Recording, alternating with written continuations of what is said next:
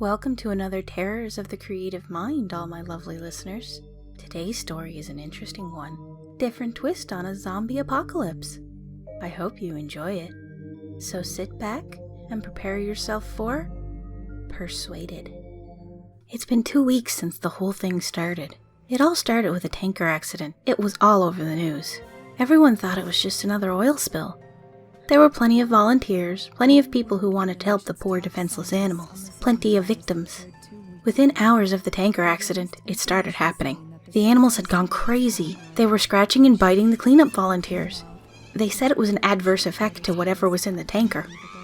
Rescue workers were still trying to get the crew out of the ship. They could hear screaming inside, screams to open the doors.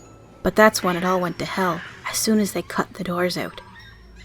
There was 6 minutes of broadcast before it went silent. 6 minutes of screaming and agony. The ship's crew attacked the rescue workers like rabid baboons, breaking bones and tearing flesh. The people on the shore weren't faring any better. Those that had been attacked by animals were attacking everyone else. It was worse than any war zone report. It was sheer brutality. And yet, the broadcast still went on for 6 minutes. 6 minutes, and then blank faces. Nobody could explain what was happening. They tried to continue with regular news, the economy, the weather, a cute human interest story, but they couldn't make us unsee what we saw. I tried to continue with my regular existence, but every time I switched on the news or walked by a newsstand, it was there, this big mystery. They had some explanations, some kind of infection, brain parasites, but it didn't matter. It wasn't an infection we were afraid of, it was them. 4 days after the initial report, a state of emergency was raised. And yet, we'd all seen this before. Every zombie movie ever. People didn't know who to trust. People were stockpiling food and weapons. Some tried to flee, but it seemed every zombie movie was right. They didn't make it. 3 days later, they arrived in my town. I expected moans and shuffling corpses, dismemberment, but that's where the movies had lied. They ran through the streets, screaming. I remember running to my front door as fast as I could, locking and barricading, doing anything to make sure that it would stay shut. And then I headed for the window. I was on the second story, and I could see the carnage. They were unstoppable. They were aware. A group of them made their way through a building across the street. They jumped straight through the plate glass windows. Even the shards slicing through them made no difference. They just kept coming. My barricade wasn't going to hold. I rushed around my flat, grabbing supplies and jamming them into the most secure room of the flat. I went back for one last look across the street, and I wish I hadn't. In a second-story window, my face met one of theirs. They knew where I was. I quickly dashed into the room and locked the door. I don't have any kind of panic room or secure basement, so the safest place I could think of was my bathroom. No windows and one door with a lock. I had filled my sink and bathtub full of water, so I could stay there for a while, so I sat in the dark room with the distant screams in my ears.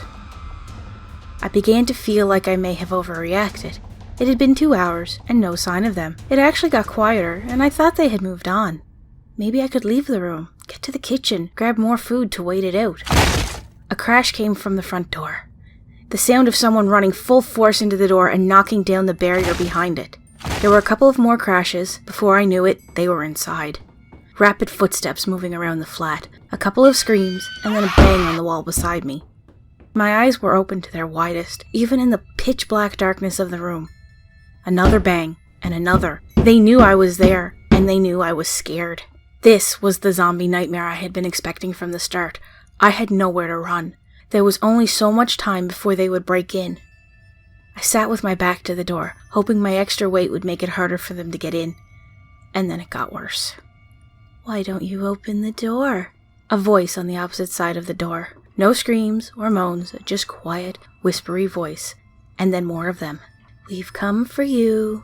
You'll be happiest if you open the door. It's not so bad." The whispery voices became a cacophony of noise trying to persuade me, to break me, to fool me. I had heard the moaning of zombies would drive people insane, but this was worse. A siren's call. I sat there in the darkness and I hoped and prayed that they'd get bored, but they don't get bored and they don't leave. I managed to use the mirror to peek under the door, only to be greeted by horrible, unblinking eyes, blood-smeared faces, screams, and more horrible whispers. That was 2 days ago. I don't know what to do anymore. Maybe it won't be so bad. And that, my lovely listeners, is the end of our tale. I hope it gave you the chills you were looking for. If it did, please let me know by leaving a thumbs up. And if you want to hear more like this, please subscribe as well. Thank you for listening, and I hope to see you again in our next terror-filled episode.